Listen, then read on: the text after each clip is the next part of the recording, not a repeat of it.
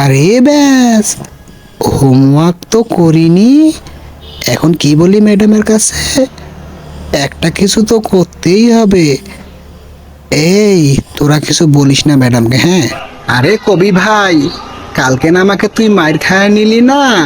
আজকে আমি ম্যাডামকে বলে দেব তুই হোমওয়ার্ক করিসনি, উল্টো চালাকি করতেছিস, বুঝলি?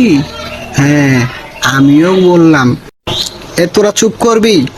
খালি পকর পকর কর সারাদিন। তোদের জন্য আমার লেখাপড়া হয় না, হ্যাঁ? কামলা দিয়ে খাইতে হবে আমাকে, হ্যাঁ? হাজিলের দলেরা হুদাই স্কুলে আসোস, কোনো কাজ নাই কাম নাই। আরে তোরা কি করতেছিস? এ রনি, তুমি তো হোমওয়ার্ক জমা দিলে না। হোমওয়ার্ক জমা দাও আজকের। ম্যাডাম, আমি তো অগ্রিম হোমওয়ার্ক করে রেখেছি, আগে আগেই লিখে রেখেছি জমা দেব বলে।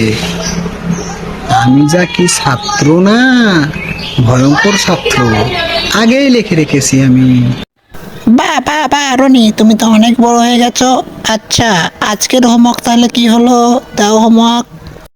ম্যাডাম, আজকে হোমওয়ার্ক লেখার সময় কাগজে শেষ করে ফেলছি, বুঝছেন?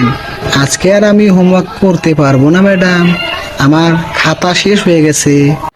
তাহলে কি তুমি খাতার বদলে মনের মধ্যে জমা করে রেখেছো হোমওয়ার্ক? হ্যাঁ?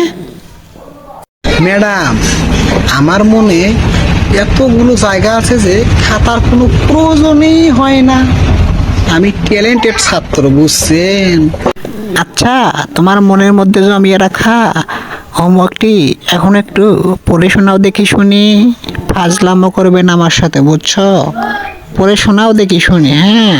পড়ে শোনাও রনি, আজকে তোর খবর খারাপ আছে, আমার সাথে বাদনামি করবি না, কয়ে দিলাম।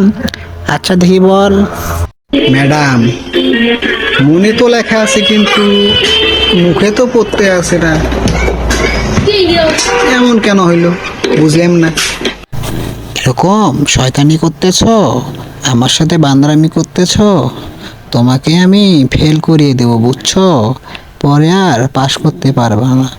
এমন ফেল করবো না, আমাকে তুমি চিনবা। একদম ফেল করে দেবো, বুঝছো? আর কখনো এরকম বান্দরামি করবা না। তুমি কোনোদিনও লেখাপড়া করে আসো না কেন বলো তো?